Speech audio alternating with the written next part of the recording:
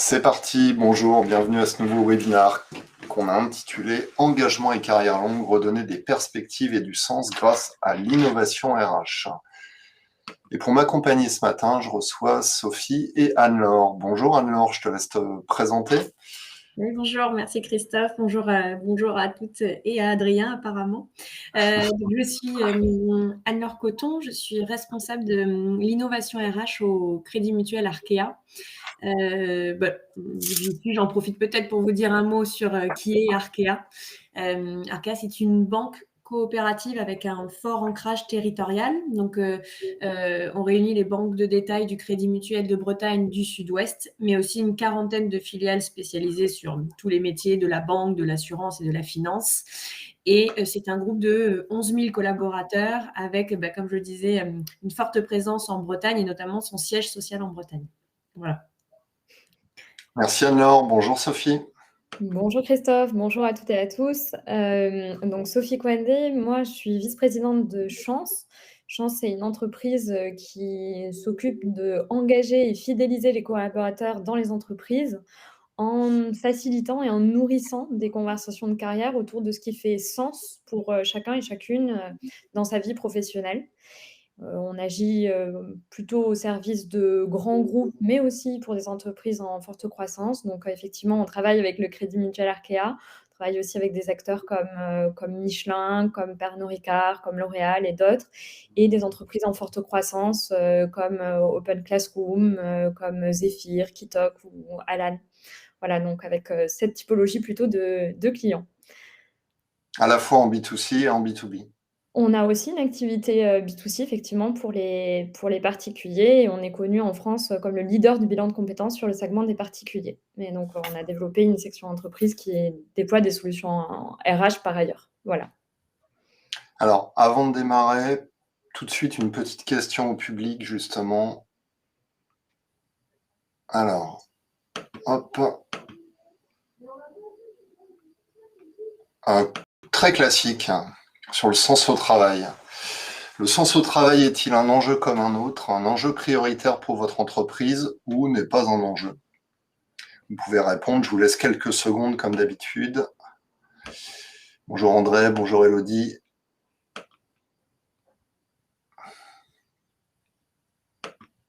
Alors le sens au travail, ça fait 2-3 ans qu'on en parle pas mal.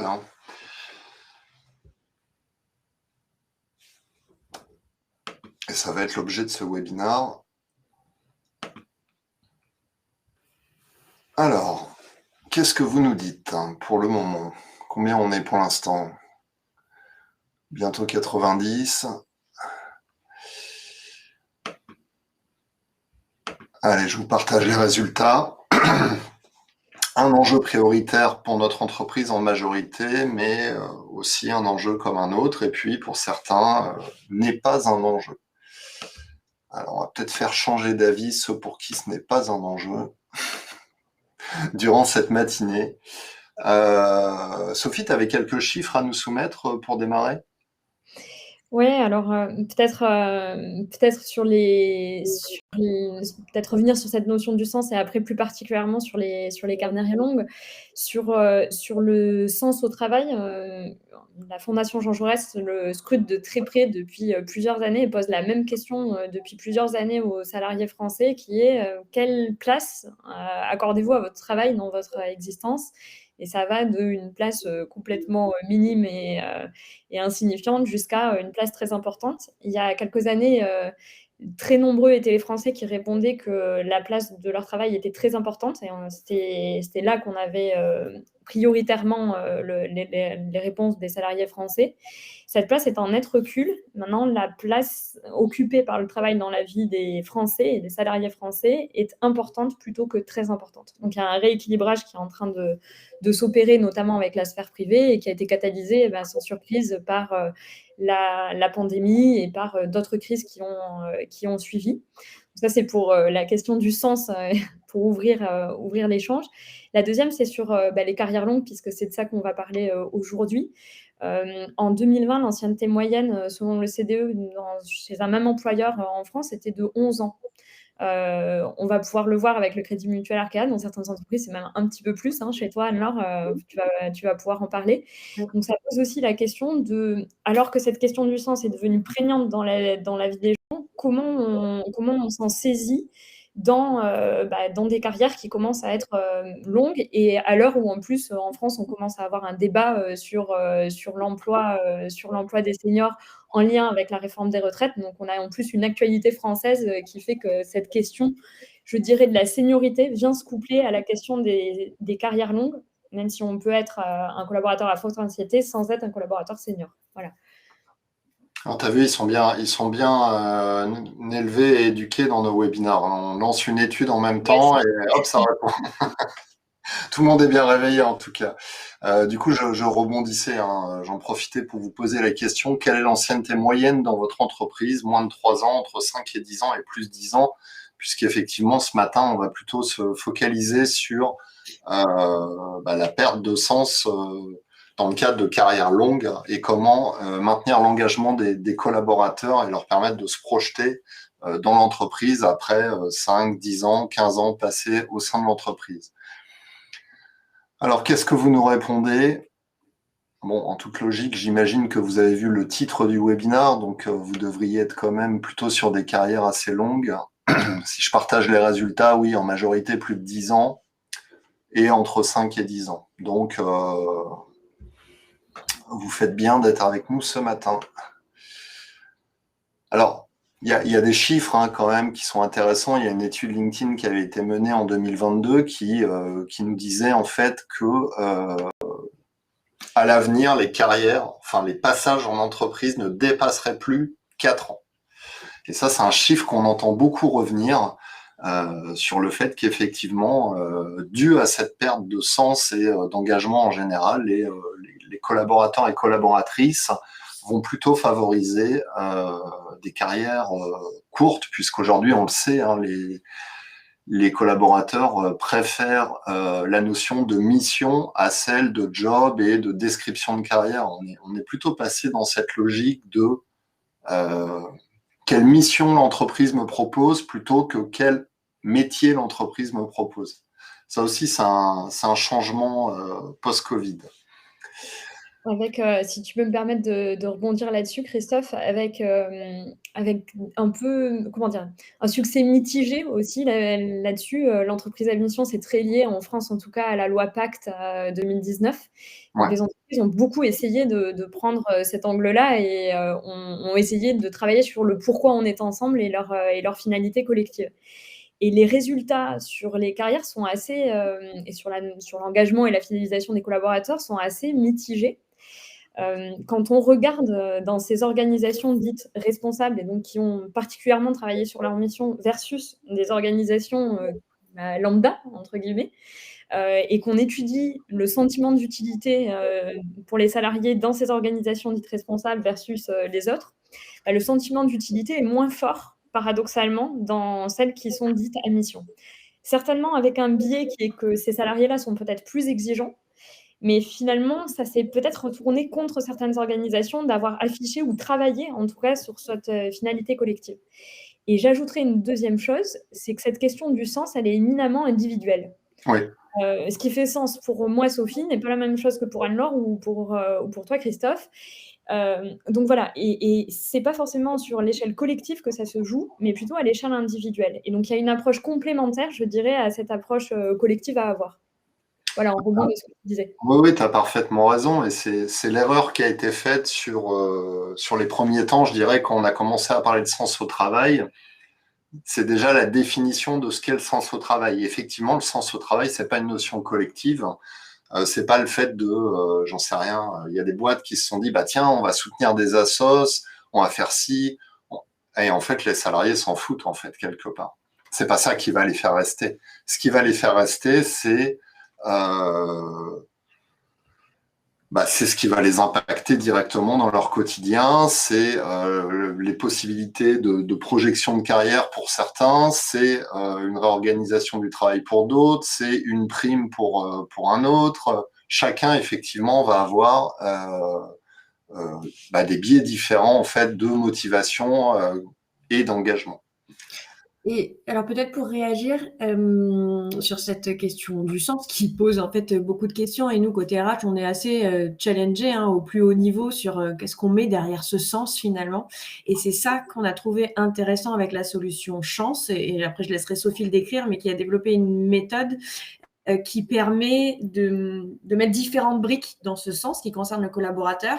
Le sens, c'est à la fois le métier, les activités qu'il va mener, c'est à la fois des impératifs personnels, d'équilibre vie pro-vie perso, de géographie. Voilà, et il y a 4 briques comme ça. Et nous, ça nous a aidé un peu à matérialiser ce que veut dire ce sens, qui est finalement comment on s'assure où chacun trouve qu'il est à sa bonne place à un moment donné dans sa carrière. Et ça donne du sens. Donc ça, c'est effectivement ce qu'on a trouvé intéressant et on va sûrement le développer pour rendre ce sens un peu plus concret et palpable.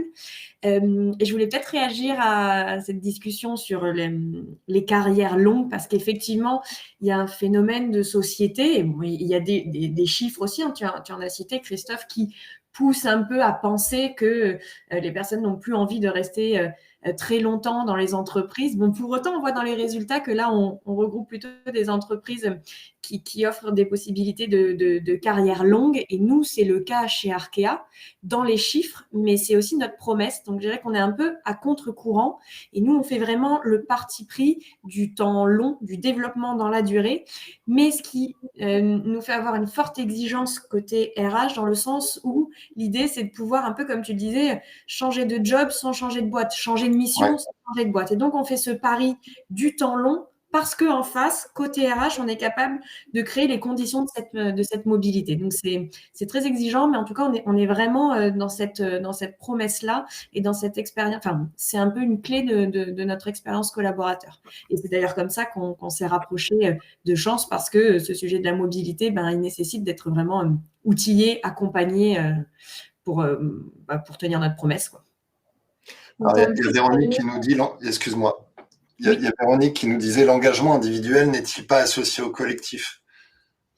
Alors si, totalement.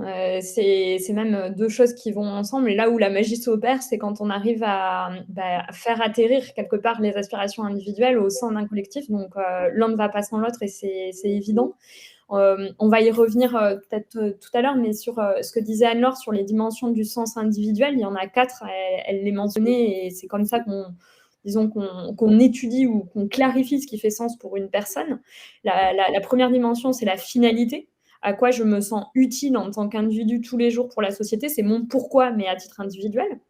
La deuxième, c'est l'environnement de travail dans lequel j'ai envie d'évoluer. Donc, quelle culture, quelle valeur dans l'équipe que je rejoins, quel style de management. Le management est une composante évidente du sens qu'on trouve ou non dans son boulot. Donc ça, c'est la deuxième des dimensions, l'environnement. Le métier en est le troisième, on y pense naturellement quand on parle de sens au travail. Des fois, il y a même un amalgame, il y aurait soi-disant des métiers qui ont du sens et d'autres non, mais c'est pas tout à fait vrai, c'est un raccourci.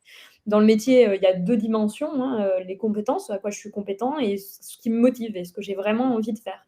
Je peux être compétent, mais ne pas avoir envie de faire certaines choses. Donc il y a ces 2 sous-dimensions dans le métier. Et puis la quatrième des dimensions, c'est les impératifs dont parlait Anne-Laure, qui sont les impératifs issus de sa vie personnelle, mais qui ont un impact sur les choix qu'on fait professionnellement ou sur ce qui fait sens ou pas. Si vous avez des enfants à récupérer à 18h, par exemple, à la crèche ou à l'école, qu'on vous propose une super promotion, mais que vous y voyez peut-être la possibilité que ça déséquilibre votre équilibre de vie pro, vie perso, vous allez peut-être refuser cette promotion-là. Idem, si vous avez des parents âgés dans la région où vous vivez, vous n'allez peut-être pas accepter une mobilité à l'autre bout de la France ou dans un autre pays. Donc, ces impératifs-là jouent aussi sur ce qui fait sens ou non pour vous. Donc, c'est ces 4 dimensions qu'on essaie de clarifier et sur lesquelles on amène les gens à réfléchir, à travailler et à pouvoir ensuite exprimer ce qui est important pour eux, ce qui est prioritaire ou ce qui ne l'est pas, à leur RH de proximité ou à leur manager. Voilà, pour clarifier sur ce point-là. Alors, on va rentrer dans le vif du sujet. Côté Arkea, la moyenne d'ancienneté, c'est autour de 13 ans. 1300 mobilités par an. Tu peux nous expliquer un peu, Anne-Laure, le contexte et pourquoi en fait c'est un sujet clé chez Arkea, ce sens au travail, Et puis en même temps, on va découvrir pourquoi tu as décidé de travailler avec Chance et ce que vous avez mis en place. Ouais. Donc effectivement, on est sur ces chiffres-là, 13 ans d'ancienneté moyenne, à peu près 12% de taux de mobilité. Mais surtout, ce qui a été le déclencheur de cette expérimentation, c'est que ce que remontent les collaborateurs depuis 2 ans dans notre baromètre de l'expérience collaborateur, ça révèle des insatisfactions en termes de mobilité et d'évolution professionnelle. Et donc, par rapport à ce que j'expliquais juste avant, on se rend compte que notre promesse n'est peut-être pas suffisamment une réalité pour nos collaborateurs.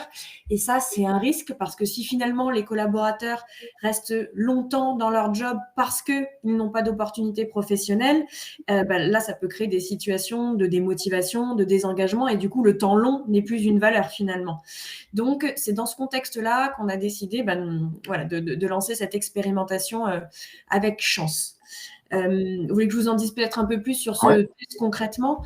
On a proposé à 20 collaborateurs de tester la solution. Ces 20 collaborateurs, ils sont issus de différentes filiales, de différents métiers, de différents périmètres. Il y a des personnes qui viennent de la banque de détail, de la banque entreprise, de l'assurance, des services centraux. Enfin, il n'y a pas un sujet de métier ou de filière métier. Par contre, ils ont été approchés par leur RH de proximité parce qu'ils étaient identifiés comme des collaborateurs qui se posaient des questions, qui avaient besoin d'un nouveau souffle de perspective, ou des collaborateurs qui se sentaient perdus, avec vraiment dans l'impasse, qui ne voyaient plus de trajectoire. Ça a été ça, la manière dont ces 20 collaborateurs ont été identifiés et approchés par leur RH de proximité. On avait un commentaire là-dessus de Marc qui nous disait le souci des RH, c'est qu'ils sont déconnectés du terrain. Oui, non, je sais pas, mais en fait, alors après, c'est aussi ce sujet de dire une RH de proximité, combien elle a de collaborateurs dans son portefeuille. Parfois, c'est énorme. On peut avoir des portefeuilles collaborateurs de 500 collaborateurs. Donc oui, effectivement, c'est dur d'être en proximité de tous les collaborateurs. Et c'est un manque pour les collaborateurs. Et c'est pour ça qu'on doit vraiment fournir alimenter notre boîte à outils RH, notamment sur ces sujets-là, qui demandent vraiment un accompagnement humain finalement, surtout quand on parle des situations un peu que je viens de citer, quand on se trouve dans l'impasse, quand on a perdu confiance, on a besoin de cet accompagnement. Et pour autant, les RH de proximité, elles ont besoin d'être mieux outillées pour pouvoir le faire. Donc oui, c'est pour ça qu'on a exploré un peu le marché pour détecter des solutions qui vont pouvoir nous aider, nous, en tant que RH, et les collaborateurs dans leur sujet d'évolution et de carrière. Peut-être alors en complément de ce que tu dis et peut-être pour apporter aussi un éclairage sur à quel moment l'insatisfaction commence à pointer son nez et sur quel type de profil. Il y a un rapport qui a été publié par la Cour des comptes sur la politique d'égalité homme-femme qui a été menée par l'État et dans lequel il y a tout un volet qui concerne l'égalité des chances et notamment l'accès à certaines opportunités professionnelles pour différents types de profils. Et dedans, c'est une mine d'informations, c'est extrêmement intéressant. On voit par exemple que l'insatisfaction est beaucoup plus forte à partir de 3 ans d'ancienneté. Elle est plus forte chez les non-managers que chez les managers. Et dans la population des non-managers, elle est plus forte chez les femmes. On sait qu'elle est plus forte également après 47 ans. Et on sait qu'elle est plus prégnante sur des fonctions de type administratif ou des fonctions en production, donc sur des populations par exemple ouvrières. Donc c'est étudié dans ce rapport-là. Je vous invite d'ailleurs à le consulter. C'est très intéressant. Donc on sait, quelque part, on a cette boussole-là, on sait qu'on est très vigilant sur certains types de profils ou certains types de moments. Voilà. Alors, petite question que j'ai mis en ligne. Dans votre organisation, la gestion des carrières longues, c'est pas encore une priorité. Un enjeu important qui se traduit par l'adoption de plusieurs pratiques, mais l'entreprise n'est pas pleinement mature sur le sujet, ou un enjeu majeur intégré systématiquement dans tous les aspects de l'entreprise. Je vous laisse encore quelques secondes pour répondre. Bon, il y a Marc qui enchaînait, qui n'a pas l'air d'être copain avec les RH et qui disait c'est peut-être aussi le rôle des managers de faire ça. En fait, c'est le rôle des RH de proximité, des managers et des collaborateurs. En fait, tout le monde a sa part à jouer là-dedans. Et les collaborateurs aussi, sauf qu'ils ont parfois besoin d'être accompagnés pour prendre toute leur place. Et c'est ça qu'on a particulièrement trouvé intéressant avec la solution Chance, c'est aussi d'aider les collaborateurs à pouvoir être acteurs de leur carrière. Moi, les collaborateurs que j'ai interviewés, et c'est une réalité, j'en suis aussi, on rêverait tous que notre RH de proximité vienne à nous avec le job de nos rêves parce qu'elle a vraiment compris qui on était, ce qu'on voulait, et elle nous dépose ça sur la table comme un cadeau. Mais en fait, dans la réalité, c'est pas possible. Ça demande aussi aux collaborateurs d'être plus clairs sur qui ils sont, ce qu'ils veulent. Grâce à cette méthode que décrivait tout à l'heure Sophie, ça permet de poser des choses assez concrètes.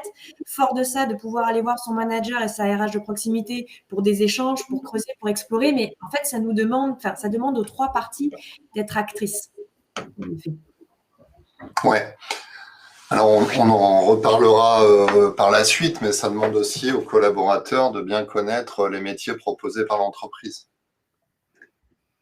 Oui, et ça c'est effectivement un sujet qu'on a beaucoup dans les grands groupes. On a une diversité de filières, de métiers qui rend vraiment les choses complexes. Et en même temps, on a cette promesse de pouvoir offrir des parcours non linéaires, des parcours personnalisés, de pouvoir, comme je le disais, changer de job. Sauf que en fait, ça rend les choses beaucoup plus compliquées pour toutes les parties prenantes qu'on citait tout à l'heure, puisque finalement, quand je suis dans une évolution verticale au sein d'une filière métier, mon évolution, elle se fait de manière assez naturelle. J'ai pas beaucoup de questions à me poser. Quand on parle de parcours non linéaire, à un moment, c'est se dire comment je peux transférer mes compétences vers un autre métier, quelle porte je vais ouvrir. Ça demande aussi aux collaborateurs beaucoup plus de remise en question, d'aller ouvrir des nouvelles portes. Et c'est là que, effectivement, nous, en tant que RH, il faut qu'on puisse soutenir ces moments-là, ces questions-là, ces doutes-là. Donc voilà, c'est une promesse de choses assez motivantes pour les collaborateurs. Et en même temps, c'est plus compliqué à mettre en œuvre, c'est plus complexe. Et d'autant plus dans des grands groupes avec toutes les variétés de métiers et de filières. Alors, Pardon, Christophe, j'ajouterais une autre chose. Alors, souvent, cette information sur les métiers, on l'a quand on arrive dans l'entreprise, quand on nous présente le panel du champ des possibles, en tout cas dans un groupe donné. On l'a de temps en temps avec des semaines de métiers ou autres qui peuvent être l'occasion de piqûres de rappel dans le parcours d'un collaborateur ou d'une collaboratrice. Mais en fait, cette information, et c'est là, je pense, la puissance de dispositifs comme ça, c'est de pouvoir amener cette information au bon moment dans le cheminement d'un collaborateur, au moment où il se questionne, quelque part, sur quel est le champ des possibles.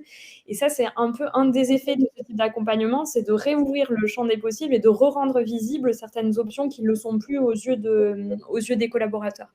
Il est évident que c'est un travail qu'on doit faire main dans la main, entre guillemets, entre un tiers de confiance, qui est le rôle que joue Chance, et l'entreprise qui a une connaissance à la fois de la trajectoire des collaborateurs, de leur vécu et du champ des possibles dans l'entreprise. Donc, c'est là où on voit toute la force du binôme qu'on peut faire. Isabelle demande quelle est la durée moyenne dans un poste chez Arkea. Alors, j'ai des chiffres sur les services centraux, donc les fonctions de siège. En moyenne, les collaborateurs changent de poste tous les 4 ans. Ok. Voilà. C'est services centraux, mais je n'ai pas de chiffres groupe. Alors, sur les résultats là, de la petite étude qu'on vous a soumise, dans votre organisation, la gestion des carrières longues, c'est, alors pas encore une priorité pour à peu près 24% des répondants, un enjeu important, mais l'entreprise n'est pas mature, n'est pas pleinement mature sur le sujet. Là, c'est plutôt la majorité, vous répondez à 37%. Et puis, un enjeu majeur intégré systématiquement dans tous les aspects de l'entreprise, finalement, c'est assez rare.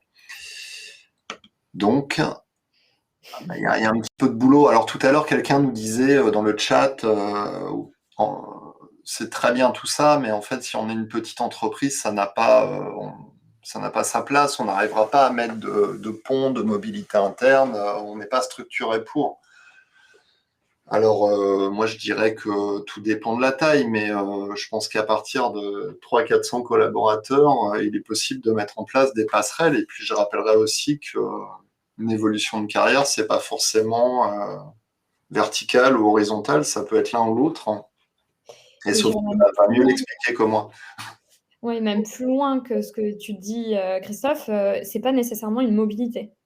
C'est-à-dire qu'on peut, tout à fait, retrouver un souffle nouveau dans sa carrière en faisant bouger certains éléments, en prenant des missions transverses, en organisant le travail différemment, en travaillant avec des personnes avec lesquelles on ne travaille pas habituellement, en changeant un petit peu, d'interface. Donc et c'est ça, c'est aussi, ce qu'on vient chercher, ce qu'on vient contacter, la question du sens, elle débouche pas forcément sur un changement qui est drastique à 360 où, j'étais au marketing, je passe, aux ventes ou au RH. C'est pas ce qu'on cherche. Alors oui, c'est intéressant dans des carrières non linéaires et pour faire des mouvements, latéraux, mais il y a aussi, ne serait-ce que pour se sentir mieux dans son quotidien de travail, aujourd'hui et l'envisager avec une certaine perspective qu'on n'avait pas forcément précédemment et voilà, en tout cas, on ne vise pas la mobilité à tout prix. C'est pas du tout l'esprit des accompagnements que nous faisons. Ouais, Merci. ça, c'est un vrai point, Sophie. C'était d'ailleurs le point de départ quand on a commencé à travailler ensemble, de se dire que nous, on proposait ça aux collaborateurs vraiment pour eux et pour les aider à trouver leur bonne place dans l'entreprise. Et donc, on ne présageait pas que ça débouche forcément sur une mobilité interne ou externe. D'ailleurs, ça pouvait aussi être ce que Chance appelle un rechoix. Et ça s'est produit dans les accompagnements. On vous donnera un peu les résultats après, de rechoisir son poste en changeant des éléments d'organisation, en s'investissant aussi dans des communautés. On a beaucoup de communautés au sein d'Arkea parce que l'idée aussi, c'est effectivement, je suis d'accord avec ce que tu dis, tout le monde n'a pas besoin ni envie de bouger tous les 3 ans. En fait, c'est pas une réalité non plus. Pour autant, on a besoin de continuer d'être stimulé, d'avoir la sensation d'apprendre et ça peut se faire aussi sans changer de poste. Et donc, on a ça aussi à créer côté RH. Qu'est-ce qu'on a comme dispositif à proposer aux collaborateurs à côté de leur job du quotidien pour qu'ils continuent de s'enrichir, de s'investir sur des projets. Donc, on a ces communautés internes qui sont sur des causes, on a des facilitateurs, on propose aussi de l'engagement citoyen, on est en expérimentation avec la plateforme Vendredi aussi. Et c'est ça aussi qui nourrit une carrière et qui fait qu'on se sent utile. Parce que je reviens à ce que tu disais tout à l'heure, Sophie, quand tu as parlé du sens, tu as parlé d'utilité. Et je pense que ça, c'est un vrai terme. En tout cas, nous, ce terme, il nous a beaucoup parlé chez Arkea de dire, OK, c'est comment on fait pour que les collaborateurs se sentent utiles finalement. Et donc, ça passe aussi par d'autres dispositifs que seulement celui de la mobilité. Alors, il y a quelqu'un qui disait le débat ne concerne-t-il pas trop des salariés bac plus avec une bonne perception de leurs besoins et une capacité à se projeter? Alors moi, j'ai 3 exemples à vous donner qui vont vous contredire, Thibaut. EDF, la RATP et puis la Poste, hein, qui disposent toutes les 3 d'universités d'entreprise et qui intègrent en majorité des personnes, j'allais dire, faiblement, voire pas diplômées. Et qui justement, faute de pouvoir proposer des mobilités, ont des structures avec des universités d'entreprise et sont plutôt dans une formation permanente de leurs collaborateurs. Et ce que disaient Anne-Laure et Sophie à l'instant, en fait. C'est pas uniquement de la mobilité, ça peut être de la formation professionnelle continue qui va permettre en fait de maintenir l'employabilité de vos collaborateurs. Je rebondirais, par exemple, en ce moment, on travaille avec Michelin pour des ouvriers dans des sites de production. On travaille avec 13 sites là, de production chez Michelin. On n'est pas du tout sur des profils diplômés. Et cette question du sens, on est persuadé qu'elle doit surtout pas être réservée à une élite. On n'est pas un programme pour des hauts potentiels, c'est pas du tout ça. On est vraiment une manière d'accompagner des collaborateurs. Alors, en général des collaborateurs qu'on veut garder, mais il y a des potentiels partout, y compris dans les premiers niveaux de l'entreprise. Et c'est justement sur ces collaborateurs qui sont en première ligne sur le terrain qu'on a la possibilité de démocratiser ce type d'accompagnement et que c'est intéressant aussi de l'amener là. Voilà. Pardon. Je dirais même au contraire, je n'oppose pas d'ailleurs que ça puisse accompagner aussi des potentiels, mais finalement, souvent dans les grandes entreprises, quand on est cerné comme potentiel, au potentiel, on a déjà été beaucoup accompagné au cours de sa carrière. Et là où il y a potentiellement un trou dans la raquette, justement, c'est plutôt pour l'ensemble des collaborateurs, ceux qui n'y bénéficient pas forcément de coaching, d'accompagnement, de développement personnel, en fait. Et là, Chance particulièrement est utile pour les collaborateurs parce qu'ils ont été peu accompagnés sur de l'introspection, sur re-regarder leurs compétences, re-regarder leurs talents pour pouvoir mieux se projeter. Donc, je dirais enfin, il n'y a pas justement, il n'y a pas forcément cette cible très diplômée et déjà très accompagnée, quoi. Alors Anne-Laure, on va peut-être rentrer vraiment concrètement, que tu nous expliques le dispositif, à qui tu l'as proposé, pourquoi, comment, et puis ensuite tu nous expliqueras un peu les enseignements que tu en as tirés. Oui. Alors peut-être que ce qu'on peut commencer à faire, parce qu'effectivement on l'a pas fait, que je laisse la parole à Sophie pour qu'elle présente en fait que ces chances concrètement, parce qu'effectivement on l'a pas dit. Comme ça, je pourrais vous dire nous comment on l'a testé et quels sont les résultats. Ouais, tout à fait. Là, en tout cas, dans le cadre du dispositif qu'on a en test, au sein du Crédit Mutuel Arkea, on propose donc, je dirais, plusieurs modalités pédagogiques. La première, c'est, une plateforme d'activités et d'outils en ligne qui permettent de cheminer, de mieux se connaître, de clarifier ce qui fait sens pour soi et puis ensuite de travailler éventuellement un projet professionnel, qui évolue par rapport à son projet, actuel et définir le plan d'action pour l'atteindre. Donc ça, c'est ce que l'on a avec cette plateforme d'activités et d'outils en ligne. On a des outils, comme des tests de personnalité, des outils de feedback et cetera qui sont proposés, au fur et à mesure de la progression. Et les activités s'adaptent aux individus et à leurs besoins. C'est-à-dire, chaque collaborateur n'a pas forcément exactement le même chemin. Il y a des branchements, des embranchements avec des questions où certains vont avoir besoin de certains éléments, d'autres non, des activités optionnelles et cetera. Ces activités en ligne, elles viennent nourrir des séances de coaching en individuel. Elles permettent à un coach d'avoir accès à cette donnée, de pouvoir ensuite coacher la personne. Donc là, en l'occurrence, il y a 9 séances de coaching qui sont prévues, et de pouvoir se centrer dans l'accompagnement de la personne sur ce qui est le plus important pour elle. Donc c'est ce ping-pong que l'on fait entre ces 2 premières modalités. En plus de ça, on a des sessions de coaching collectif, qui vont permettre d'approfondir certaines notions, ou certaines problématiques. Par exemple, on a, une séance de coaching collectif sur le syndrome de l'imposteur. Certains vont avoir particulièrement besoin de travailler sur ce sujet-là pour pouvoir, continuer à progresser dans leur carrière ou envisager des évolutions. Donc, on va proposer ça. Ça se fait sur la base du volontariat. On en propose à un rythme très régulier tout au long de l'année et les collaborateurs rejoignent, s'ils le souhaitent, uniquement ces séances-là. Et puis la 4e modalité qu'on a développée ultérieurement, c'est de justement pouvoir raccrocher ça au métier, quelque part présent, en rendant visible à un moment donné du parcours collaborateur les métiers ou les possibilités ou les contacts référents dont la personne peut se rapprocher pour pouvoir nourrir son projet professionnel. Voilà. Et c'est quelque chose qui est arrivé plus tard. En l'occurrence, on n'a pas pu le faire sur les premiers collaborateurs Crédit Mutuel Arkea. On l'a fait plus tard. Ça fait partie des limites qu'on a identifiées aussi avec Anne-Laure dans l'expérimentation sur les 2 premiers. Voilà concrètement ce que recouvre le dispositif. Sophie, juste pour clarifier, parce qu'il y a des gens qui mélangent un peu tout des fois, un coach, c'est pas un psy. Un coach n'est pas du tout un psy. Alors, ça peut arriver que nous ayons des coachs qui aient cette casquette-là, mais c'est pas du tout la même chose. Le coach n'est pas un mentor non plus, ni un consultant RH, c'est pas du tout les mêmes postures. Je vois que certains, par exemple, ont parlé des CEP, les conseillers en évolution professionnelle. Ce sont des consultants, ce sont pas des coachs. Le coach, c'est vraiment un coach certifié qui est un mailloticien, qui n'est pas là pour vous donner des réponses, mais vous aider à cheminer pour vous pouvoir trouver vos propres réponses dans la situation dans laquelle vous êtes aujourd'hui. On a des coachs qui sont certifiés, on en a plus de 350, donc ce qui nous donne de la voilure pour pouvoir accompagner des entreprises comme CM1. Voilà, donc c'est vraiment une posture bien particulière et une reconnaissance bien particulière. Voilà. C'est pas la même chose qu'un consultant ou comme si. Et peut-être pour compléter, dans le parcours, il y a plusieurs étapes. C'est assez clé dans la construction du parcours. Donc, il y a une première phase, on en parlait tout à l'heure, d'introspection sur cette méthode des 4 piliers où vraiment le collaborateur part de lui. Une phase d'exploration où, en partant de ses compétences, ses appétences, ses impératifs, il va pouvoir explorer différentes choses possibles. Et là, on est plutôt vraiment en ouverture.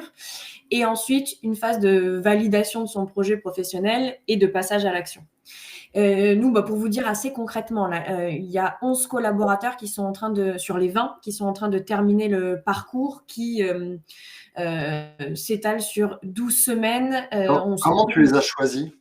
Ah oui, alors sur le choix, ce que je disais tout à l'heure, c'est que vraiment, on n'a pas sélectionné en fonction de métier, d'âge. Voilà, l'idée, c'était au contraire de tester de manière assez ouverte pour après en tirer des enseignements. Le point de départ, c'était de se dire, on le propose à des collaborateurs qui se posent des questions, qui ont besoin d'un nouveau souffle, de nouvelles perspectives, ou à des collaborateurs qui vraiment sont potentiellement en mobilité depuis longtemps, se sentent perdus et ne voient plus de trajectoire au sein du groupe.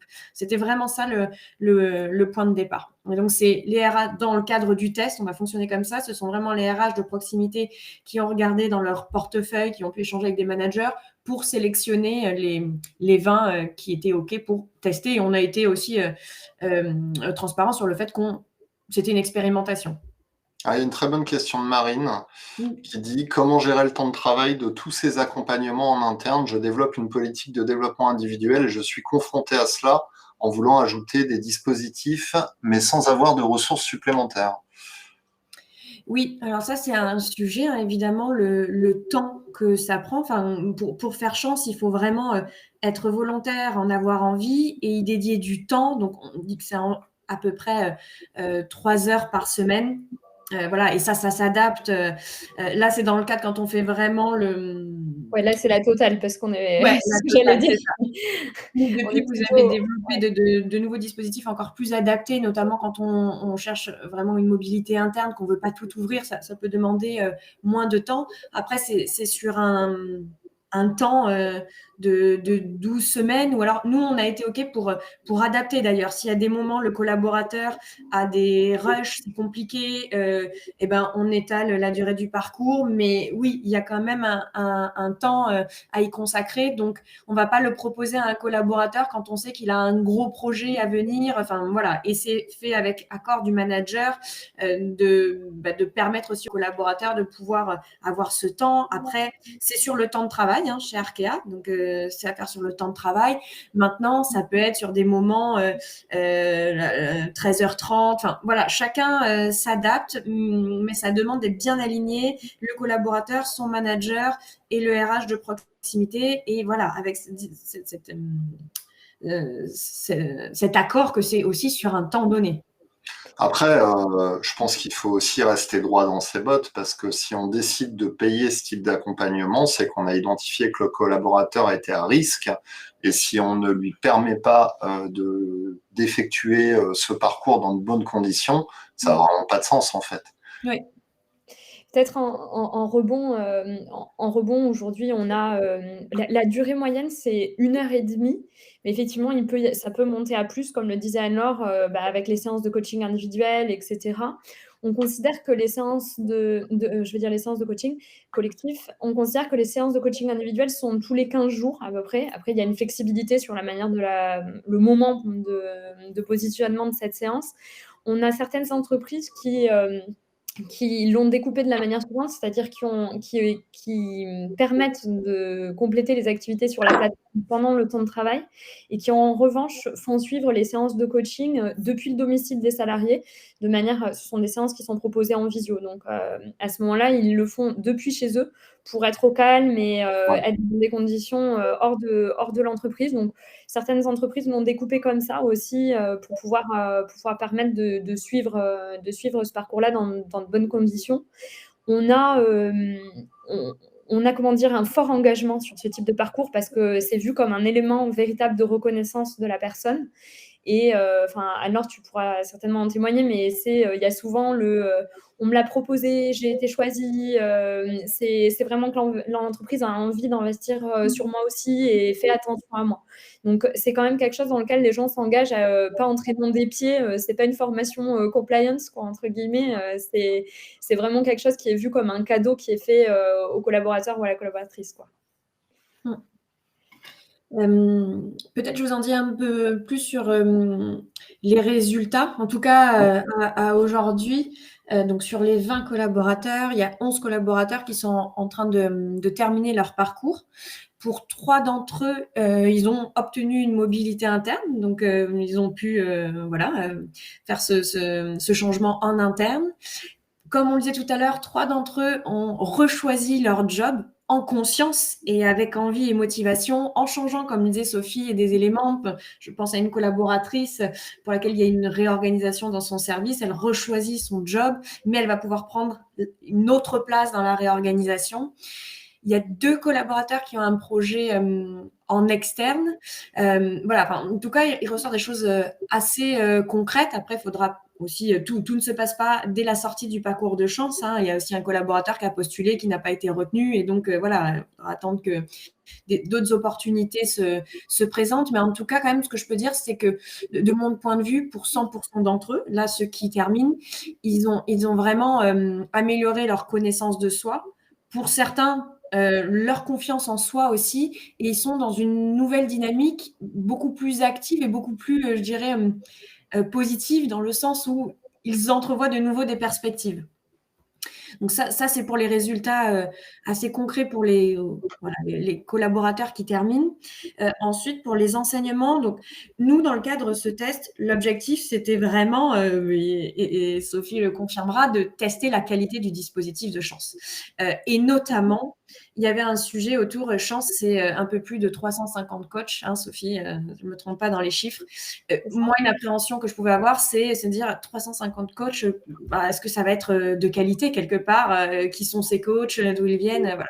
Les retours que j'ai des collaborateurs, c'est que vraiment les coachs sont compétents et constructifs. Enfin, vraiment, là, des collaborateurs embarqués, tous sont unanimes sur la qualité des coachs et sur le fait qu'ils soient bien sélectionnés par chance. Et ça, je trouve que c'est un élément intéressant, peut-être, Sophie, dont tu peux parler aussi. Comment est fait le match entre les coachs et les collaborateurs? Parce qu'en tout cas, dans notre cas, ça a à chaque fois bien matché. On a effectivement, en fait, les collaborateurs démarrent leur parcours par un certain nombre de questions qu'on leur pose pour un peu diagnostiquer la situation et ce qu'ils posent comme intention pour l'accompagnement qui arrive. Et sur cette base-là, en fait, sur ces réponses que nous collectons dans la plateforme, on a un algorithme d'appareillage avec un ou une coach dans notre communauté de coachs. S'ensuit derrière une séance de découverte pour que la personne puisse rencontrer la personne qu'on lui conseille. Si jamais ça ne convient pas, ou pour X ou Y raison, la personne peut en changer. Honnêtement, notre algorithme est très puissant, ce qui fait que c'est très, très rare qu'il y ait des changements. Ils sont au demeurant possibles si toutefois il y avait un quelconque problème. Mais effectivement, c'est une des forces, en tout cas, dès le démarrage de l'expérience pour le collaborateur ou la collaboratrice. Alors, je vois que le temps file. Une question qui me paraît intéressante de Thibaut. Est-ce que, Anne-Laure, tu as constaté des bénéfices collatéraux sur d'autres collaborateurs qui n'auraient pas participé au programme mais qui en ont entendu parler? Alors, non, à ce stade, non, parce que on n'avait pas choisi de communiquer en interne dans le cadre de cette première expérimentation parce qu'on voulait, comme je disais, tester la qualité de chance. Donc, ça s'est pas beaucoup su. Et comme en plus, on est sur des sujets de mobilité, c'est resté assez confidentiel pour pas exposer les collaborateurs autour d'eux à faire savoir qu'ils sont potentiellement en mobilité ou qu'ils se posent des questions. Mais je pense que c'est quelque chose qu'on ferait clairement différemment si on poursuit, peut-être même aller sur un système de promo pour que les collaborateurs puissent échanger ensemble de ce qu'ils vivent.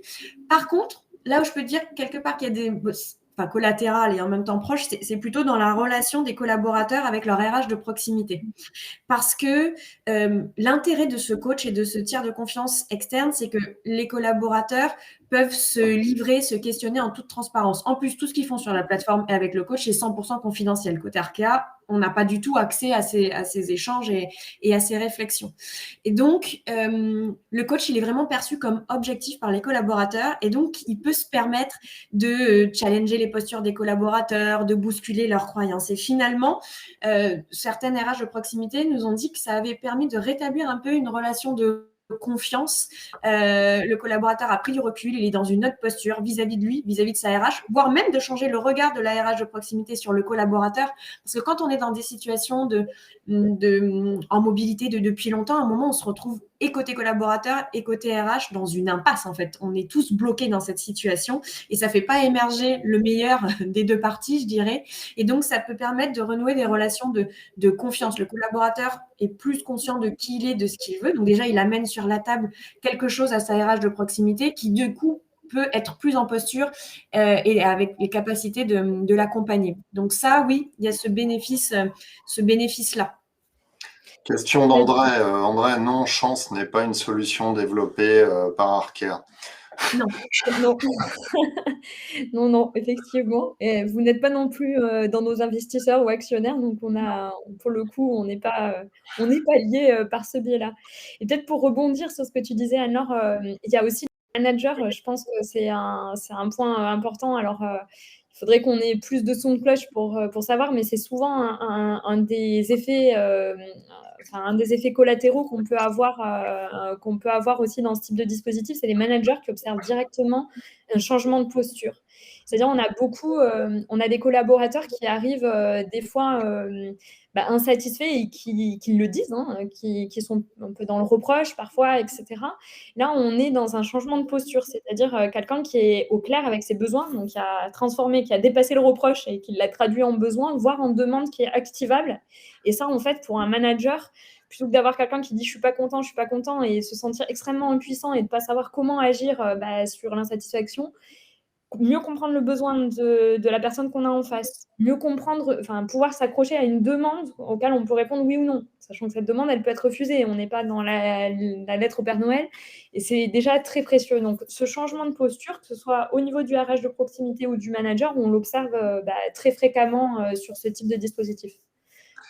Alors, bon, ce webinaire est terminé, hein, on a dépassé les 3/4 d'heure, mais c'est pas très grave. Je vous laisse quelques secondes pour répondre à cette dernière question et ensuite on va conclure. Quelle est la principale difficulté rencontrée par vos collaborateurs ayant la plus grande ancienneté lorsque l'on évoque leur évolution de carrière?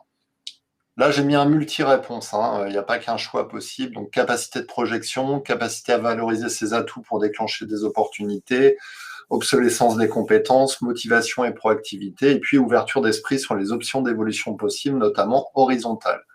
Je vous laisse répondre. En conclusion, j'aimerais bien peut-être que Laure nous dise c'est quoi les prochaines étapes. Oui, alors pour les prochaines étapes, alors déjà on va aller jusqu'au bout, c'est-à-dire que les 20 collaborateurs terminent et qu'on puisse qualifier ce qui se sera concrètement passé pour eux ou pas dans la suite.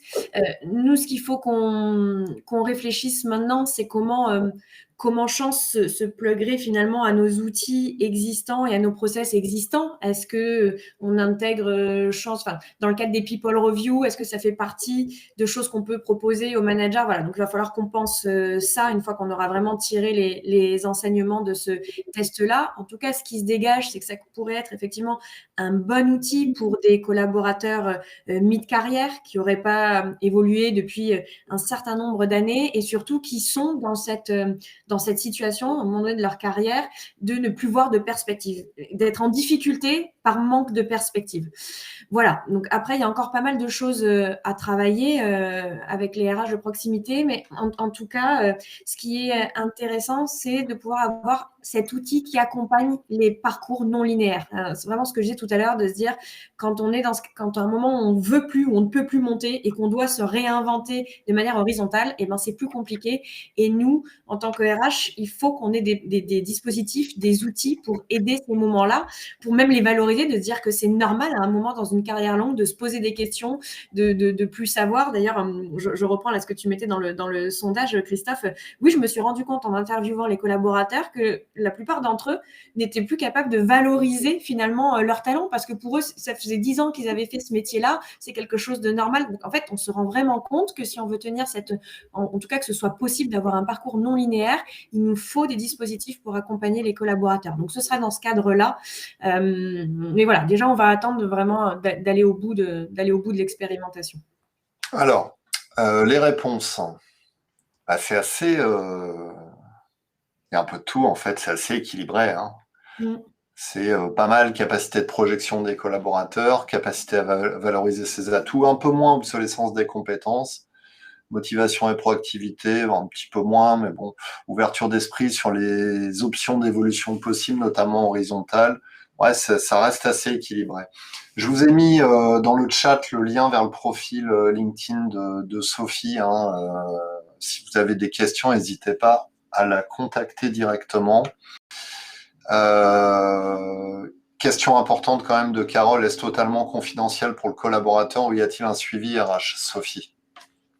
Alors, pour le moment, c'est totalement confidentiel, pour le collaborateur. C'est-à-dire, comme le disait Anne-Laure, ce qui se passe dans les séances de coaching ou sur la plateforme, les équipes RH n'y ont pas accès. En revanche, il est conseillé d'avoir, une vraie interface avec, les RH de proximité et de pouvoir, quelque part, nourrir ces conversations, sur la carrière de la personne. Donc, je dirais, c'est pas, l'œil de Moscou, mais en revanche, il est extrêmement, important de s'interfacer avec ces équipes-là. Et ce que disait Anne-Laure, hein, c'est ça qu'on doit travailler aussi, de manière fine. C'est ce que nous, on n'a pas suffisamment travaillé d'ailleurs dans le cadre du test de branchement à l'interne pour pouvoir projeter ce que le collaborateur a travaillé dans l'entreprise. Exactement. Clairement. Et peut-être peut-être même pour enfoncer le clou, on va maintenant jusqu'à sensibiliser les RH et managers de proximité à ce que veut dire cette notion du sens individuel et les 4 dimensions qu'on a vues tout à l'heure. On sensibilise sur ça et sur la manière de conduire la conversation de carrière. Donc ça, en parallèle des parcours collaborateurs, on propose maintenant des ateliers pour les managers et pour les RH de proximité pour pouvoir faciliter finalement ce dialogue sur la base de ce qui est vu et travaillé dans les accompagnements. Ça, je pense que c'est assez essentiel pour pas qu'il y ait de rupture pour le collaborateur entre ce qu'il vit sur la plateforme et ensuite quand il revient dans l'entreprise. Super. Merci Anne-Laure, merci Sophie. Alors excusez-nous, on a 5 minutes de retard. Vous allez pouvoir aller travailler toutes et tous. Ce webinaire, vous le retrouverez en replay sur MyRHline demain matin. Eh bien, je vous remercie. Je vous souhaite une excellente journée, Anne-Laure. Excellente journée, Sophie. Merci à toutes et tous. Merci à tous et toutes. Merci. Merci beaucoup. Bonne journée. Au revoir. Bonne journée. Au revoir.